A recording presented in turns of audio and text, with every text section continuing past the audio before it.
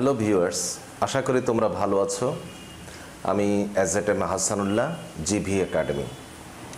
আজকে আমি তোমাদের দ্বিতীয় অধ্যায় কমিউনিকেশন সিস্টেমস এবং নেটওয়ার্কিংয়ের দ্বিতীয় ক্লাস করাবো।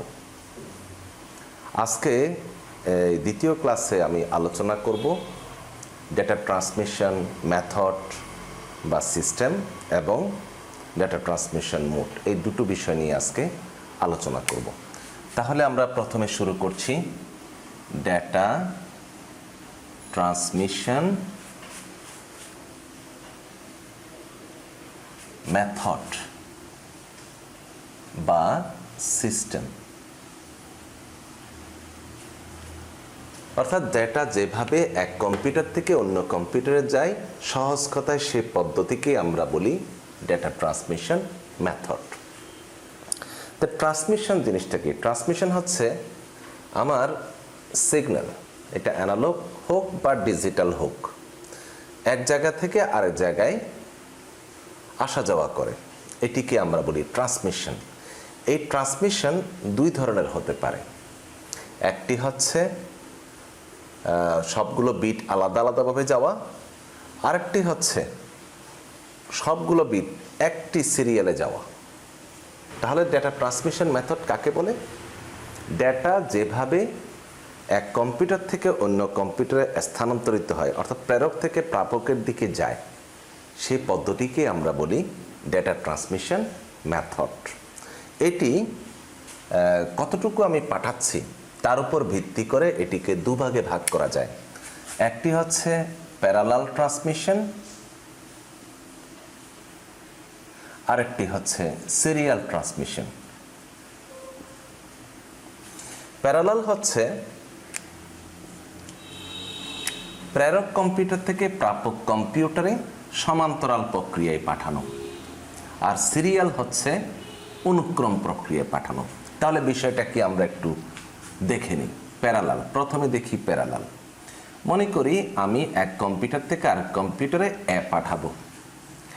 এটার বাইনারি মান হচ্ছে 015001, যেটা আমরা কম্পিউটার কোডিং আলোচনায় বলেছি। তাহলে আমি যদি এটিকে প্যারালাল পদ্ধতিতে পাঠাই তাহলে কেমন হয়? আমি সেন্ডার থেকে রিসিভারে পাঠাবো। এই রিসিভার, সেক্ষেত্রে এটা যাবে কিভাবে? এখান থেকে মোট 8টি কানেকশন থাকবে, 8টি তার যাবে। 3, 4, 5, 6, 7, 8। তাহলে এটা কিভাবে যাবে? এই 0, 1, 0, 0, 0, 0, 0, 1, অর্থাৎ 8টি তার দিয়ে এই 8টি বিট যাবে। অর্থাৎ এটি প্রেরক কম্পিউটার থেকে প্রাপক কম্পিউটারে একটির পর একটি সমান্তরাল প্রক্রিয়ায় যাচ্ছে।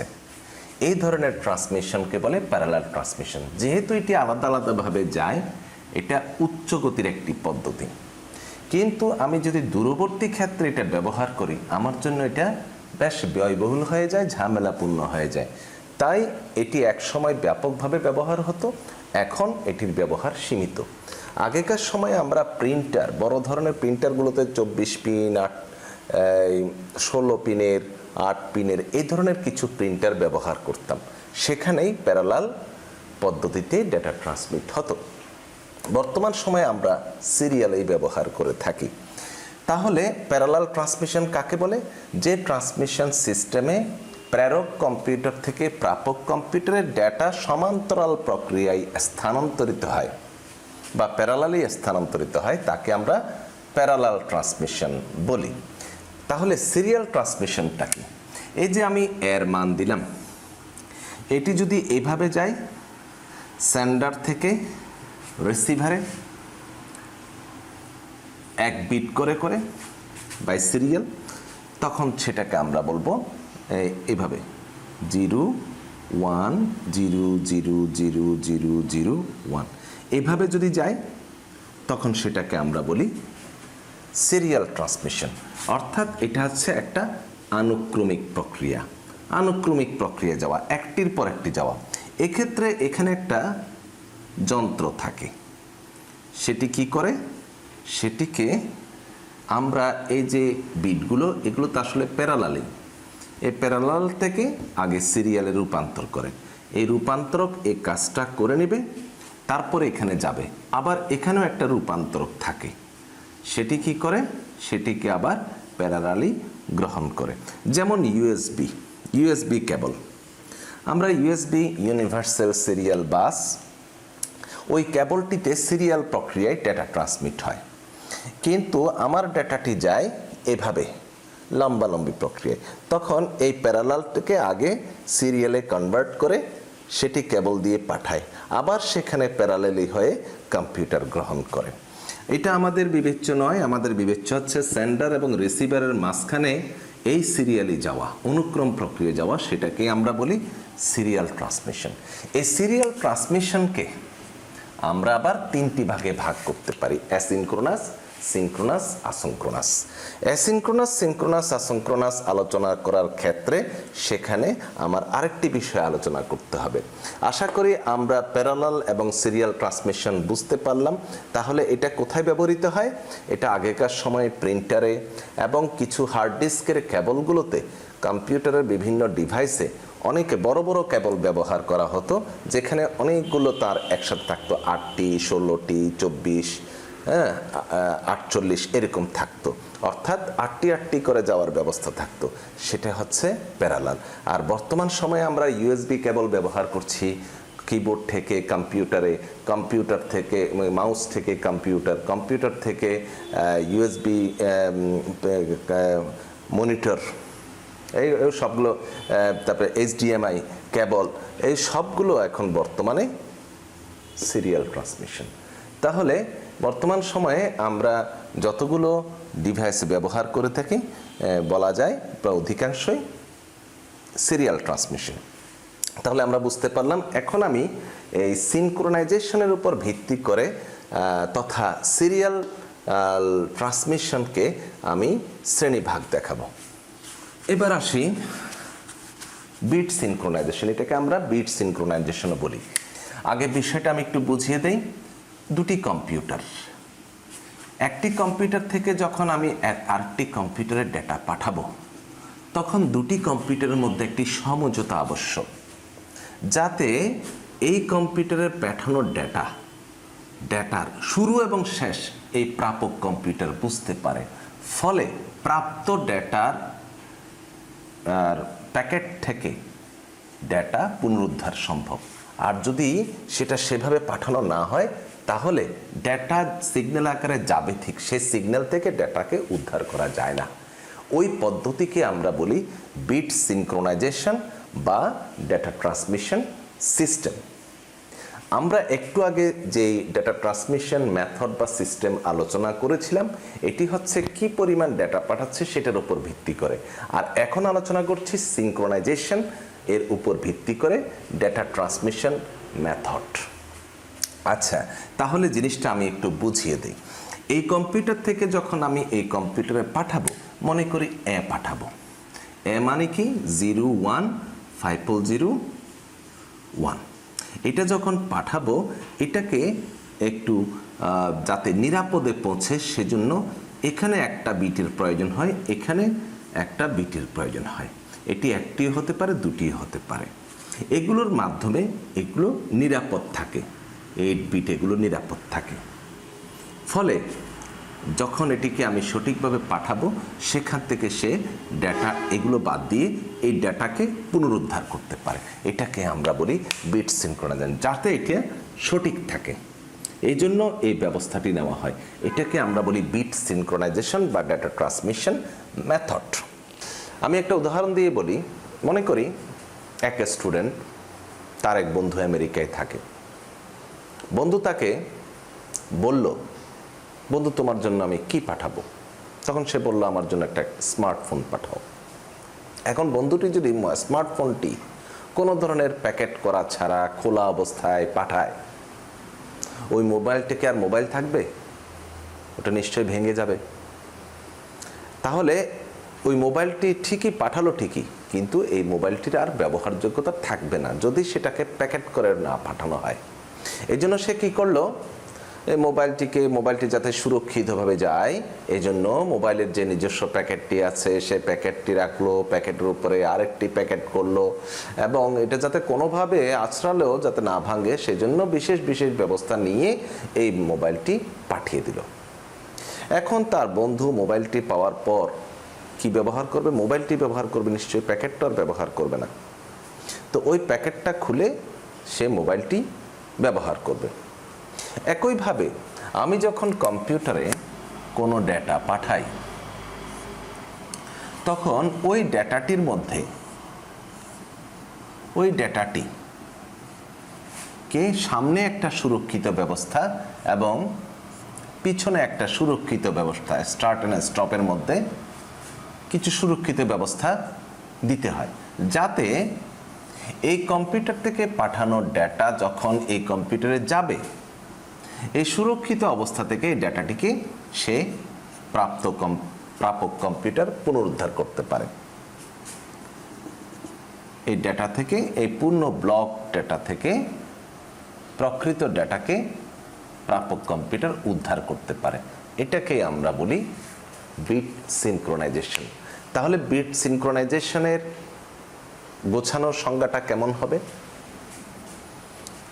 এক কম্পিউটার থেকে অপর কম্পিউটারে ডেটা পাঠাতে দুটি কম্পিউটারের মধ্যে সমঝোতা আবশ্যক, যাতে প্রেরক কম্পিউটারের পাঠানো ডেটা প্রাপক কম্পিউটার শুরু এবং শেষ বুঝতে পারে, ফলে প্রাপ্ত ব্লক থেকে ডেটা পুনরুদ্ধার সম্ভব।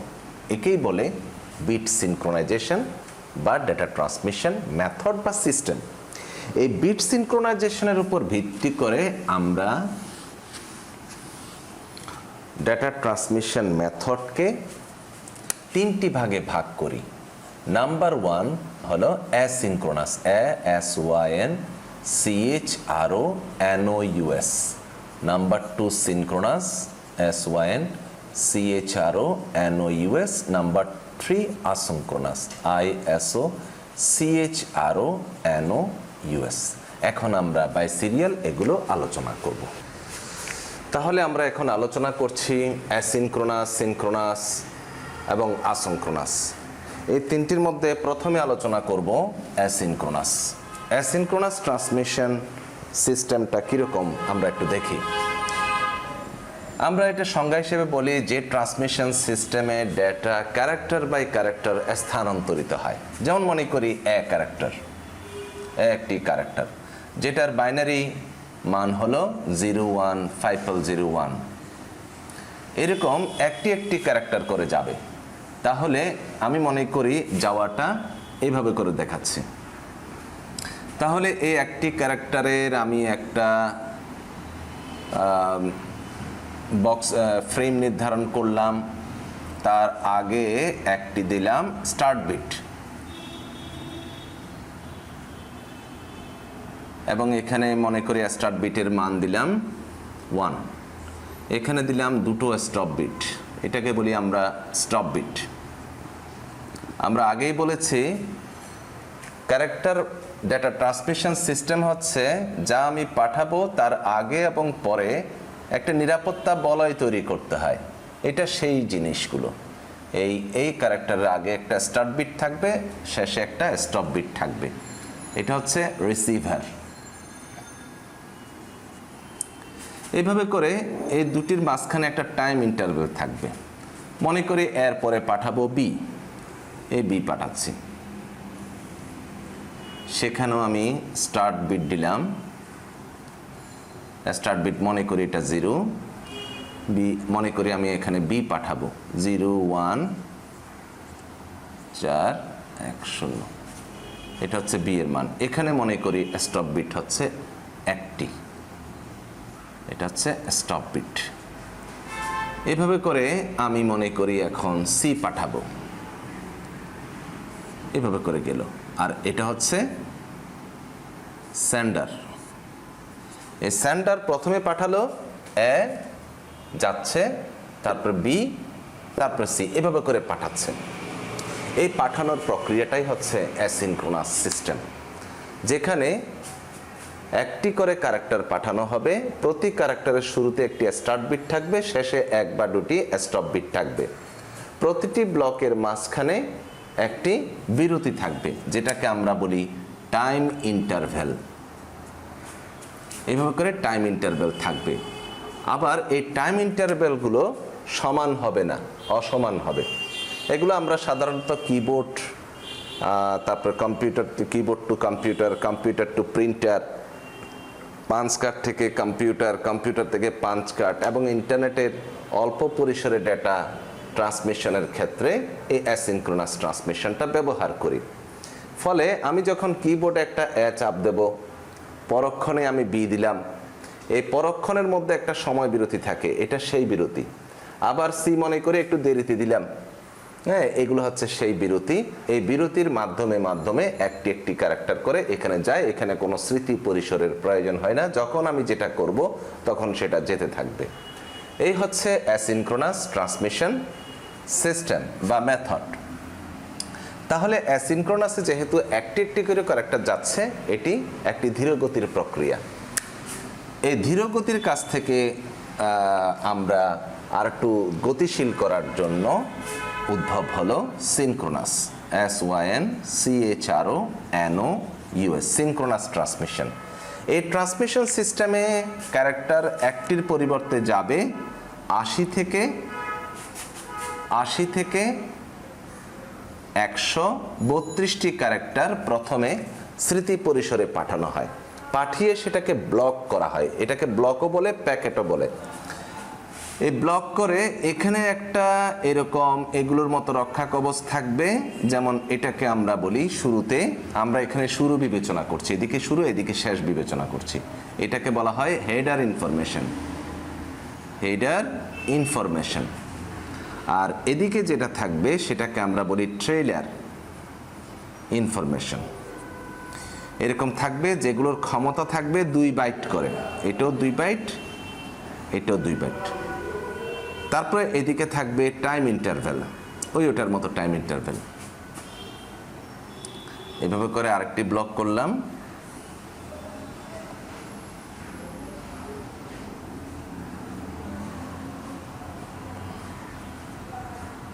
আশিতে 132টি ক্যারেক্টার, এটা হেডার ইনফরমেশন, এটা ট্রেইলার ইনফরমেশন, আবার টাইম ইন্টারভ্যাল। এইভাবে করে যেতে থাকবে। এটাকে আমরা বলি সিনক্রোনাস ট্রান্সমিশন।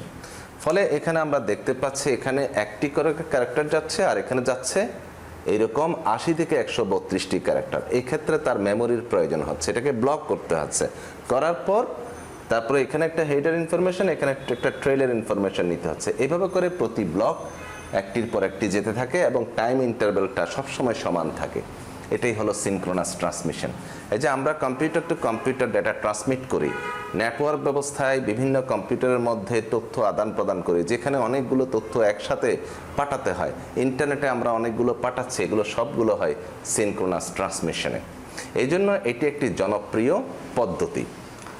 তাহলে এরপরে সর্বশেষ আরও একটু গতিশীল করার জন্য আসলো আসিনক্রোনাস ট্রান্সমিশন, ISOCHRONOUS। আসিনক্রোনাস ট্রান্সমিশন পদ্ধতি হচ্ছে অ্যাসিনক্রোনাস এবং সিনক্রোনাসের সমন্বিত একটি পদ্ধতি। অর্থাৎ এই দুটো মিলে হয়েছে আসিনক্রোনাস ট্রান্সমিশন। এবং এটার একটা বিশেষত্ব হচ্ছে এটি সিনক্রোনাস সিস্টেমের মতো 80 থেকে 132টা ক্যারেক্টার যাবে, হেডার ইনফরমেশন, ট্রেইলার ইনফরমেশন সব থাকবে, বাট টাইম ইন্টারভ্যালটা এই ক্ষেত্রে শূন্যের পর্যায়ে আনার চেষ্টা করা হয়। অর্থাৎ আমরা রিয়েল টাইম অ্যাপ্লিকেশনে মানে এখনই ব্যবহার করব, যেমন স্ট্রিমিং ভিডিও, তারপর লাইভ টিভি, এইসব কার্যক্রমে যেখানে কোনো সময় বিরতি সমস্যার সৃষ্টি করে, সেখানে আমরা আসিনক্রোনাস ট্রান্সমিশন ব্যবহার করি। যেমন আমি একটা টেলিভিশন দেখছি, যদি সেখানে দেখা যায় প্রতি ফ্রেমের পরে পরে একটু একটু গ্যাপ আছে, তাহলে আমার মধ্যে একটা বিরক্তি মনোভাব আসবে। তা এরকম যদি না, যাতে না হয় সেই জন্য সেখানে আমরা আসিনক্রোনাস ট্রান্সমিশনটা ব্যবহার করি। তাহলে আমরা অ্যাসিনক্রোনাস, সিনক্রোনাস এবং আসিনক্রোনাস বুঝতে পারলাম। এবার আমি একটু তুলনামূলক বিশ্লেষণ করি। অ্যাসিনক্রোনাস ট্রান্সমিশনের শুরুতে একটি স্টার্ট বিট থাকে, শেষে একটি স্টপ বিট থাকে। প্রতিটি ক্যারেক্টারের জন্য আমার প্রয়োজন হচ্ছে কত? এখানে 8, এখানে হচ্ছে 1 বিট, আর এখানে হচ্ছে 2 বিট, মোট হচ্ছে 11 বিট।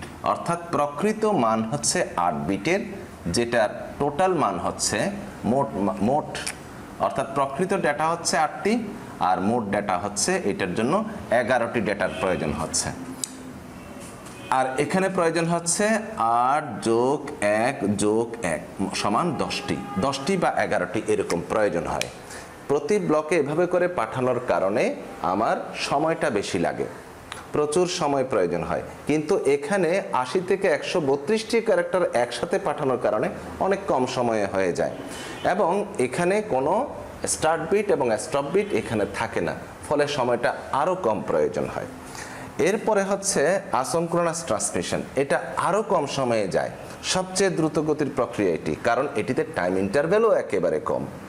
যদিও বা এটি সিনক্রোনাসের মতো এতগুলো ডেটা পাঠায়, কিন্তু পদ্ধতি হচ্ছে এটার অ্যাসিনক্রোনাস এবং সিনক্রোনাস দুটোর সমন্বিত।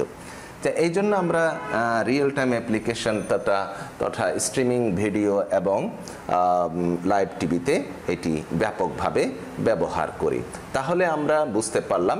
এবার মেমোরির কথা, এখানে মেমোরির কোনো প্রয়োজন হয় না। এটাতে সিনক্রোনাস এবং আসিনক্রোনাসে দুটোতেই মেমোরির প্রয়োজন। মেমোরি ছাড়া তারা সেগুলোকে ব্লক করতে পারে না। মেমোরি পরিসরে আগে পাঠাতে হয়, তারপর সেটাকে ব্লক করতে হয়, ব্লক করে বা প্যাকেট করে তারপরে এক এক ব্লক করে পাঠাতে হয়। এটা হলে আমরা অ্যাসিনক্রোনাস, সিনক্রোনাস এবং আসিনক্রোনাস বুঝলাম। এখন আমরা দেখব অ্যাসিনক্রোনাস এবং সিনক্রোনাস ট্রান্সমিশনের মধ্যে কত বিটের জন্য কত বিট একসাথে পাঠাতে হয় সেই পদ্ধতি, যাকে আমরা বলি ডেটা ট্রান্সমিশন দক্ষতা। অর্থাৎ অ্যাসিনক্রোনাসের দক্ষতাও সম্পর্কে জানবো এবং সিনক্রোনাসের দক্ষতা, এই দুটোই জানবো। তাহলে দক্ষতা বিষয়টা দ্বারা আমরা কি বুঝলাম? আমরা প্রকৃত ডেটা যা পাঠাবো সেটার জন্য মোট যে ডেটার পরিমাণ, তার শতকরা পরিমাণকে আমরা বলি ডেটা ট্রান্সমিশন দক্ষতা। এখন আমরা অ্যাসিনক্রোনাস এবং সিনক্রোনাস ট্রান্সমিশনের ক্ষেত্রে দক্ষতা নিয়ে আলোচনা করব। মনে করি আমি 5 কিলোবাইট পরিমাণ ডেটা ট্রান্সমিট করব। এটা অ্যাসিনক্রোনাস প্রক্রিয়ায় দক্ষতা কত?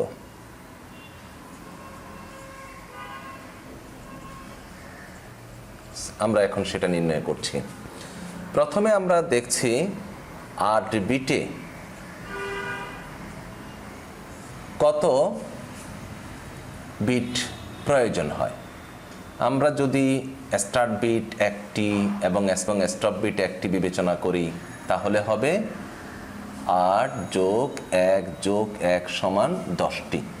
আর যদি 3টি বিবেচনা করি তাহলে 11টি। মনে করি আমরা স্টার্ট বিট এবং স্টপ বিট 1 1 2 বিবেচনা করলাম, তাহলে প্রতি 8 বিটের জন্য প্রয়োজন হয় 10 বিট।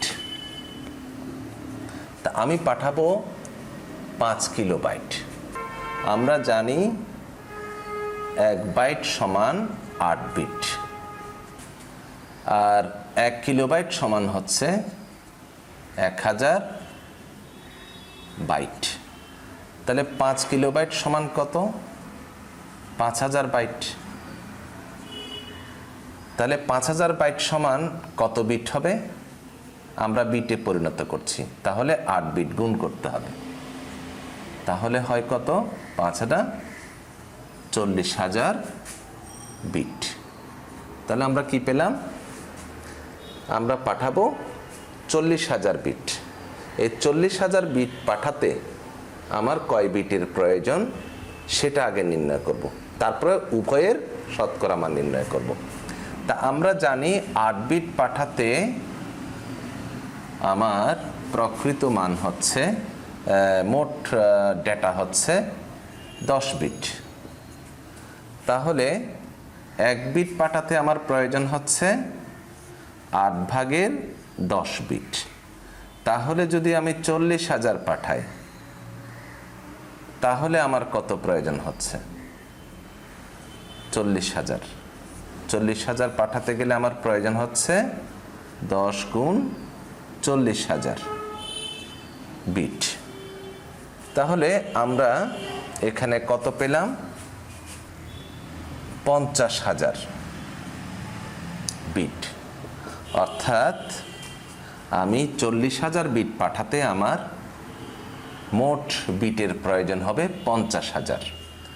আমরা জানি দক্ষতা মাপের পরিমাপের পদ্ধতি হলো, প্রথমে আমরা প্রকৃত ডেটা নির্ণয় করব, তাকে আমরা মোট ডেটার সাথে ভাগ দেব এবং সেটির 100 ভাগ কত হয় সেটা নির্ণয় করব। এটাই হচ্ছে সূত্র। তাহলে আমরা এখানে প্রকৃত ডেটা কত পেলাম? 40,000 বিট, আর মোট ডেটা কত পেলাম? 50,000। তাহলে আমি এখানে লিখলাম 40,000 ভাগের 50,000 গুণ 100%। তাহলে কত হয়? 5/80%। আমরা ক্যালকুলেটর দেখলে 5/40, আমি সেই হিসেবে বললাম 80%। তাহলে 5 কিলোবাইট পাঠাতে অ্যাসিনক্রোনাসের দক্ষতা হচ্ছে 80%। আর যদি আমি এখানে 2 বিট স্টার্ট বিট, 1টি স্টপ বিট, 1টি বিবেচনা না করে যদি 2টি বিবেচনা করি, তখন এটা হবে কত? 11 বিট। এই ক্ষেত্রে আমাকে এখানে 11 লিখে এটার মান নির্ণয় করতে হবে। তখন এটা আর একটু বেড়ে যাবে, বেড়ে গেলে এখানে আমার মানটা আর একটু কমে আসবে। এই হচ্ছে অ্যাসিনক্রোনাসের দক্ষতা। এটা আমার প্রশ্নের প্রকৃতি দেখে বুঝতে পারবো আমাকে কিভাবে উত্তর দিতে হবে। এবার এই 5 কিলোবাইট পাঠাতে সিনক্রোনাসের দক্ষতা, সেটা নিয়ে আমরা এখন দেখব। সিনক্রোনাসের দক্ষতা SYNCHRONOUS। মনে করি সিনক্রোনাসের ডেটা ট্রান্সমিশন রেট হচ্ছে 100 বাইট। মনে করি, আমরা তো জানি 80 থেকে 132, মনে করি 100টি, কারণ 80 থেকে 32 এরকম কোনো ফ্লেক্সিবল মান এখানে দেওয়া যাবে না, একটা নির্ধারিত মান ধরে হিসাব করতে হয়। তাই আমি দিলাম 100 বাইট। তাহলে 100 বাইট পাঠাতে আমার কি প্রয়োজন হয়? আমরা জানি যে সিনক্রোনাস পদ্ধতিতে মূল ডেটার সাথে একটি থাকে ট্রেইলার ইনফরমেশন আর একটা থাকে হেডার ইনফরমেশন। সেটার ক্ষমতা কত? এটি হচ্ছে 2 বাইট, এটিও 2 বাইট, আর এখানে বলা হচ্ছে 100 বাইট। তাহলে মোট কত? 104 বাইট। প্রথমে আমরা এই 100 বাইট সমান কত বিট এবং 104 বাইট সমান কত বিট, অর্থাৎ 100তে পাঠাতে এত প্রয়োজন হয় সেটা নির্ণয় করব। তারপর 5 কিলোবাইটে কত বিট সেটা নির্ণয় করব। তাহলে আমাদের বিষয়টা সহজ হয়ে যাবে। তাহলে আমার প্রতি 100 বাইট পাঠাতে আমার প্রয়োজন হচ্ছে 104 বাইট। তাহলে 100কে যদি আমি বিটে পরিণত করি, তাহলে এটা হবে 800 বিট। 800 বিটে কত প্রয়োজন হবে? 104 গুণ 8, 4 32, 832 বিট। তাহলে 800 বিট পাঠাতে আমার প্রয়োজন হয় 832 বিট। আর আমরা একটু আগে দেখেছি 5 কিলোবাইট সমান 40,000 বিট, এটা একটু আগে আমরা দেখেছি। তাহলে 800 বিট পাঠাতে যদি আমার 832 বিটের প্রয়োজন হয়, 40,000 বিট পাঠাতে আমার কত বিট প্রয়োজন হবে সেটা আগে নির্ণয় করব। তাহলে 800 বিট পাঠাতে আমার প্রয়োজন হয় 832 বিট।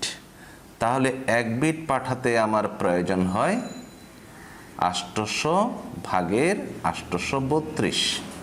তাহলে 40,000 বিট পাঠাতে আমার প্রয়োজন হবে 832 গুণ 40,000। তাহলে এখানে আমাদের এই ভাগফল নির্ণয় করতে গেলে আমার কত হয় আমরা একটু দেখি। 5 40, 0 দুটো চলে যাবে আর 0 থাকে।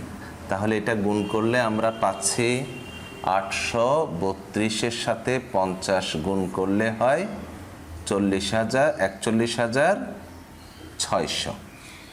তাহলে আমরা এখানে মান পেলাম 41,600।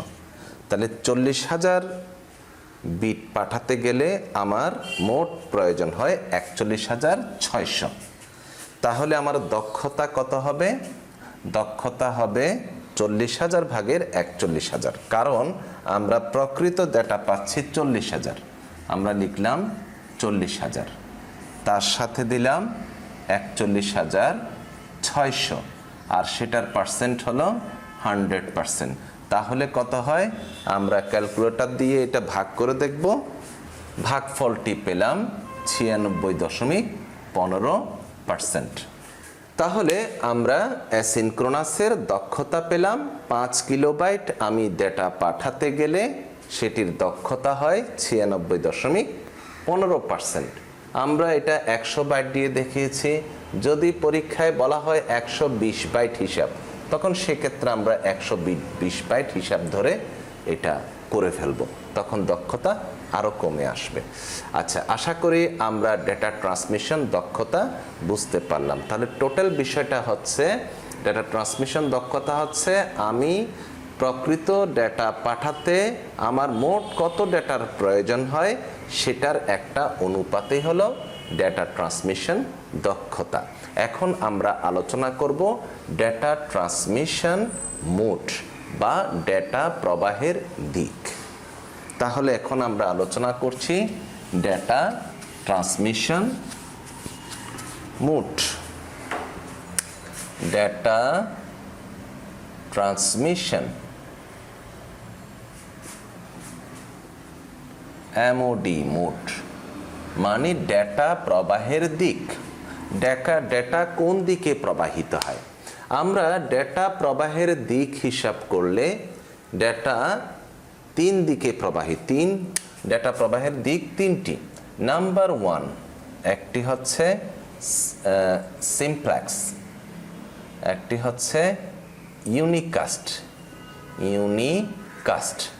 Number 2 multicast. Number 3 broadcast. সাধারণত আমরা কোনো দিকে ট্রান্সমিট করাটাকে কাস্ট বলে থাকি সংক্ষেপে, ব্রডকাস্ট, মাল্টিকাস্ট, ইউনিকাস্ট। ইউনি বলতে আমরা বুঝি এক ব্যক্তি, অর্থাৎ এক ব্যক্তি থেকে অপর ব্যক্তির নিকট ডেটা ট্রান্সমিশনকে আমরা বলি ইউনিকাস্ট। আর মাল্টিকাস্ট বলতে আমরা বুঝি বাছাই করা কিছু ব্যক্তির উপর অনেক, তবে সেটা বাছাই করা। আর ব্রড মানেই হচ্ছে সবাই, সব দিকে, এখানে কোনো লিমিটেশন থাকবে না, সেটা হচ্ছে ব্রডকাস্ট। তাহলে ইউনিকাস্ট কি? আমরা তাহলে এখন আলোচনা করব ইউনিকাস্ট নিয়ে, তারপর মাল্টিকাস্ট এবং ব্রডকাস্ট দেখব। ইউনিকাস্ট হচ্ছে এক ব্যক্তি থেকে অপর ব্যক্তির নিকট ডেটা ট্রান্সমিশন পদ্ধতি, এটিকে আমরা বলি ইউনিকাস্ট। এই ইউনিকাস্টকে আমরা আবার 3টি ভাগে ভাগ করি। একটি হচ্ছে simplex, number 2 half duplex, number 3 full duplex. তাহলে বিষয়গুলো কি? সিমপ্লেক্স বলতে আমরা বুঝি এই এক ব্যক্তি থেকে অপর ব্যক্তির নিকট শুধু ডেটা যাবে কিন্তু আসবে না, অর্থাৎ ডেটার একমুখী প্রবাহ। মনে করি আমি টেলিভিশনে একটা সংবাদ শুনছি, সেই সংবাদটির সত্যতা নিয়ে আমার সংশয় আছে। এখন আমি হচ্ছি শ্রোতা আর এটা হচ্ছে টিভি কেন্দ্র। আমি এই সংবাদটি নিয়ে সংশয় থাকলেও,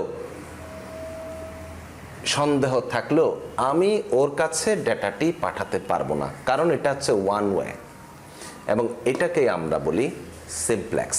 অর্থাৎ সিমপ্লেক্সের সংজ্ঞা কি? ডেটার একমুখী প্রবাহ।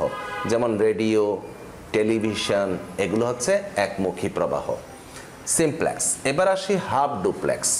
হাফ ডুপ্লেক্স হচ্ছে, ডুপ্লেক্স বলতে আমরা দ্বিমুখী বুঝি, এটাও দ্বিমুখী। তবে এটা হচ্ছে হাফ। হাফ মানে হচ্ছে আমি দ্বিমুখী যোগাযোগ করব, এই এ এবং বি এর সাথে আমি মনে করি যোগাযোগ করব, দ্বিমুখী যোগাযোগ হবে, তবে সেটা একই সময়ে নয়। একটা প্রক্রিয়া শেষ হলে আরেকটা প্রক্রিয়া থেকে আসতে পারবে, এটাকেই বলে হাফ ডুপ্লেক্স, যেটা আমরা এভাবে ভেঙে ভেঙে দেখিয়ে থাকি। এটার মানে হচ্ছে এটার যাওয়া শেষ না হলে এ শুরু করতে পারে না। যেমন ওয়াকি টকি,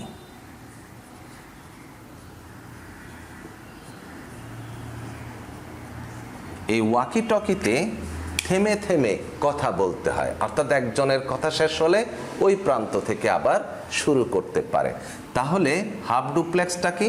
হাফ ডুপ্লেক্স একটি দ্বিমুখী যোগাযোগ, তবে এক্ষেত্রে একই সময়ে তারা ডেটা আদান প্রদান করতে পারে না। একটি প্রক্রিয়া শেষ হলে আরেকটি প্রক্রিয়া শুরু হয়, এটিকে আমরা বলি হাফ ডুপ্লেক্স।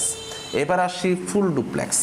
এটাও দ্বিমুখী যোগাযোগ, তবে এটাই হচ্ছে প্রকৃত দ্বিমুখী যোগাযোগ, যেখানে কোনো অপেক্ষা করার প্রয়োজন হয় না। যেমন এই ক্ষেত্রে দুজনেই সমানে কথা বলতে পারবে, কারোর জন্য কারো অপেক্ষা করার প্রয়োজন হয় না। এখানে অপেক্ষা করতে হয়, এখানে অপেক্ষা করার প্রয়োজন নেই। যেমন মোবাইলে মনে করে দুজন ব্যক্তির মধ্যে চরম ঝগড়া চলছে, কেউ কারোর কথা শুনছে না, বলেই যাচ্ছে, তাহলে এটা কি? এটা কারোর জন্য কারো অপেক্ষা করতে হচ্ছে না। কিন্তু তাদেরকে যদি ওয়াকিটকি দিয়ে দেওয়া হতো তাহলে কিন্তু তারা সেটা পারতো না, এটাতে পারছে। এটাই হচ্ছে ফুল ডুপ্লেক্স। আবার ফুল ডুপ্লেক্স, তাহলে আমরা সিমপ্লেক্স, হাফ ডুপ্লেক্স এবং ফুল ডুপ্লেক্স জিনিসটা বুঝতে পেরেছি। ফুল ডুপ্লেক্সের প্রকৃত উদাহরণ কি? মোবাইল। এই গেল টোটাল ইউনিকাস্ট। এগুলোকে বিবেচনা করা হয় এক ব্যক্তি হিসেবে। আমরা রেডিও টেলিভিশন বলেছি, এটার উদাহরণ, এটা এক ব্যক্তি বিবেচনায়। আবার বহু বিবেচনায় সেটা হচ্ছে আবার ব্রডকাস্ট।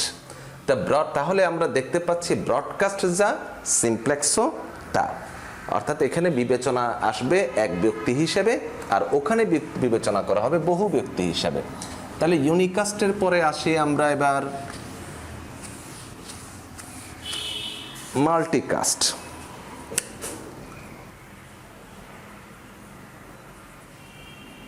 মাল্টিকাস্ট বলতে আমরা বুঝি এক নোট থেকে বাছাই করা নোট। নোট মানে সম্প্রচার যন্ত্র, এটা হলো নোট। মনে করি এখান থেকে আমি এ, বি, সি, ডি, ই এইসব ব্যক্তির মধ্য থেকে শুধু এর সাথে যোগাযোগ করব, তারপরে সি, তারপরে হচ্ছে ই।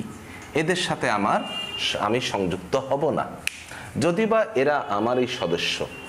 এই ধরনের ট্রান্সমিশন মোডকে আমরা বলি মাল্টিকাস্ট। যেমন মনে করি ইউনিলিভার, পৃথিবীতে মনে করি 50টি দেশের সাথে তাদের ব্যবসা আছে, কিন্তু তারা চাইছে ভিডিও কনফারেন্সিংয়ের মাধ্যমে তারা 20টি দেশের সাথে যোগাযোগ করবে, একসাথে বিভিন্ন নির্দেশনা প্রদান করবে। সেক্ষেত্রে তারা 30টি দেশের সুইচ অফ রেখে শুধু 20টি দেশের সাথে ভিডিও কনফারেন্সিং করবে, যদিও বা তারা প্রত্যেকেই এই ইউনিলিভারের সদস্য। তখন সেটিকে আমরা বলবো মাল্টিকাস্ট। এই ক্ষেত্রে এ, বি, সি অর্থাৎ বাছাইকৃত নোডের সাথে এই নোডের সাথে সম্পর্ক যুক্ত হবে। নোড বলতে আমরা সম্প্রচার যন্ত্রকে বুঝি। এই হচ্ছে মাল্টিকাস্ট। তাহলে মাল্টিকাস্ট আমরা কোথায় ব্যবহার করি? ভিডিও কনফারেন্সিং এবং টেলিকনফারেন্সিংয়ে। এবার মাল্টিকাস্টের পরে দেখব আমরা ব্রডকাস্ট। ব্রডকাস্ট, ব্রডম্যান বলতে আমরা বোঝাচ্ছি সব ক্ষেত্রে, অর্থাৎ এক্ষেত্রে কোনো লিমিটেশন থাকবে না, সবাই পাবে, সবার সাথে যোগাযোগ হবে। যেমন রেডিও, টেলিভিশন এবং টিভি, যেটা আমি একটু আগে সিমপ্লেক্স মোডের ক্ষেত্রেও বলেছিলাম। সিমপ্লেক্স হচ্ছে এক ব্যক্তি বিবেচনায়, আর এটা হচ্ছে সকল বিবেচনায়। পার্থক্যতা এইটুকু, এটা যা সিমপ্লেক্সও তাই। এক ব্যক্তি বিবেচনা, এটা বহু ব্যক্তি বিবেচনায়। যেমন আমি বলি বিবিসি, ব্রিটিশ ব্রডকাস্টিং কর্পোরেশন, বিবিসির সংবাদ পৃথিবীব্যাপী সবাই শুনতে পায়, বিবিসির ভিডিও যেটা আছে সেটাও সবাই শুনতে পায়, তাহলে এটা হচ্ছে ব্রডকাস্টিং সিস্টেম। সকল রেডিও, সকল টেলিভিশন সবই হচ্ছে ব্রডকাস্ট। আশা করি আমরা ডেটা ট্রান্সমিশন মোড বিষয়টা বুঝতে পারলাম। আচ্ছা, তাহলে আজকে আমরা কি কি আলোচনা করেছি? ডেটা ট্রান্সমিশন সিস্টেম বা মেথড এবং ডেটা ট্রান্সমিশন মোড। আশা করি তোমরা বুঝতে পেরেছো। এরপরও যদি তোমার বুঝার কোনো সমস্যা থাকে, কনফিউশন থাকে, তাহলে তোমরা আমার সাথে যোগাযোগ করতে পারো বা কমেন্টের মাধ্যমে জানাতে পারো। তোমাদের এই পাঠদান প্রক্রিয়া যদি তোমাদের ভালো মনে হয়, পরবর্তী ভিডিওগুলো নিয়মিত পেতে তোমরা আমার চ্যানেলে সাবস্ক্রাইব করে দিবে এবং বন্ধুদের মধ্যে যাদের এটা বুঝতে অসুবিধা হয় তাদেরকে শেয়ার করে জানাতে পারো। ধন্যবাদ সবাইকে।